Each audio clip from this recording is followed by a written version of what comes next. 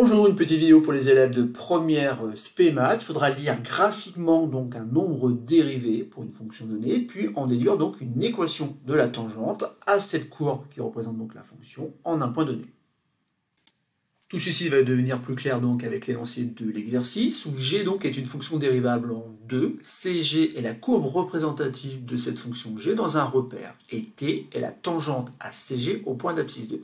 Tout cela est représenté ici sur la figure, donc en vert on a la courbe de la fonction g, en gris on a une tangente à cette courbe qui passe par un point A, un point d'abscisse 2. Et dans cet exercice, donc, il y a deux consignes. La première, c'est de lire graphiquement, donc G de 2 et G' de 2. Donc il va falloir bien distinguer ces deux notations puisqu'elles ne veulent pas dire du tout la même chose. Et ensuite, il faudra en déduire donc une équation de la tangente t. Et cela se fera par un calcul et non par une lecture graphique. Et donc maintenant, ce qui serait bien, c'est que vous appuyez sur pause, que vous essayez donc de répondre à ces deux consignes avant de lire la suite de la vidéo où vous aurez donc une correction de cet exercice.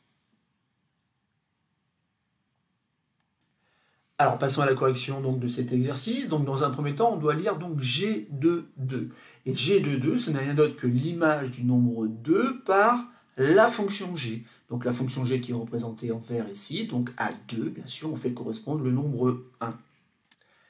Et ensuite, il faut déterminer donc graphiquement G' de 2. Alors déjà, ça veut dire quoi? Ça veut dire tout simplement qu'ici, on doit lire graphiquement le nombre dérivé en 2 pour cette fonction G. Et cela se fait très facilement, à condition bien sûr de connaître une propriété qui dit que le nombre dérivé, qu'on peut noter f' de a, ou G' de a, si bien sûr la fonction s'appelle G, est le coefficient directeur d'une tangente à la courbe CF, la tangente donc au point d'abscisse petit a. Donc en fait ici, puisque notre fonction s'appelle g, on va regarder donc la tangente au point d'abscisse 2. Là ça tombe bien, c'est celle qui est représentée donc sur la figure.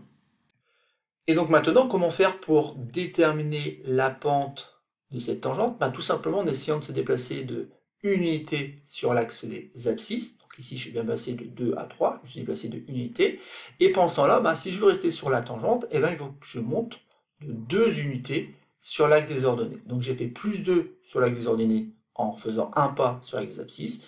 Et ça c'est tout simplement donc ce qu'on va appeler le coefficient directeur de la tangente t. Et on va donc pouvoir écrire que G' de 2 est égal à 2. Le nombre dérivé pour la fonction G en 2 est égal au nombre 2.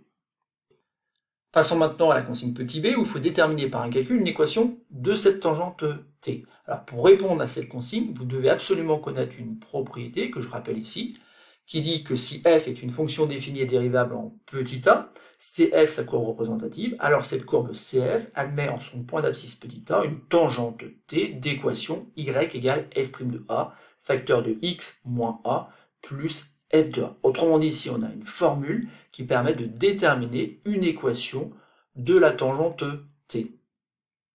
Mais bien sûr, il faut savoir utiliser donc cette propriété, c'est pas très compliqué, donc on va commencer par écrire y.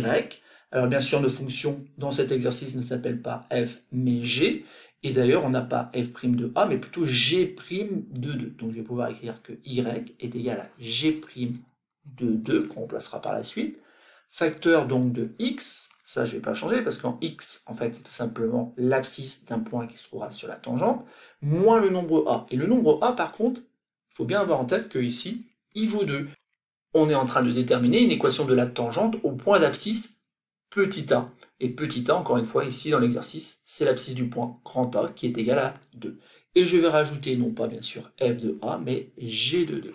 Autrement dit, dans la première consigne ici, on a déterminé graphiquement deux nombres, l'image de 2 par la fonction g, mais aussi le nombre dérivé pour cette fonction g en 2, qui vont être maintenant très utiles lorsqu'on va devoir remplacer dans cette équation. Donc ici, g' de 2, je remplace par 2, facteur donc de x moins 2, plus g de 2, qui vaut 1. Et donc maintenant, il ne nous reste plus qu'à développer afin d'avoir une équation réduite de droite. Donc ici, ça va faire y égale 2x moins 4 plus 1, ou encore y égale 2x moins 3. Au passage, on remarque qu'on a encore donc un coefficient directeur égal à 2, ça tombe bien puisqu'on a dit quand même dans la première partie de l'exercice que cette tangente avait un coefficient directeur, une pente égale à 2. Et on apprend maintenant que cette droite, en fait, admet pour ordonnée à l'origine moins 3. Ça signifie tout simplement que cette droite coupe l'axe désordonné en moins 3. Alors ici je prolonge et je vois très bien que bon, ça semble être le cas. En effet ici on a moins 1, moins 2, et il semblerait qu'on ait moins 3. Alors attention ici c'est pas vraiment une preuve, encore moins une preuve par un calcul puisque je suis en train de faire une construction sur la représentation. Néanmoins ça donne du sens et ça permet de vérifier qu'en effet ici il semblerait que ce soit moins 3. Il y a quand même un petit moyen quand même de vérifier, c'est tout simplement que si je fais 2 pas en arrière, forcément, du fait que la pente est de 2, ça veut dire que tout simplement j'ai perdu 4 sur l'axe des ordonnées, donc je suis bien passé de 1 à moins 1 dans un premier temps ici, puis donc à moins 3, puisqu'encore une fois, on monte de 2 en 2. Voilà donc pour ce petit exercice, un exercice pas très compliqué, mais qui permet de faire le lien entre donc ce que l'on voit sur la représentation, le nombre dérivé notamment, et une équation de droite que l'on calcule en utilisant donc une formule que l'on doit à une propriété qu'il faut absolument connaître en classe de première.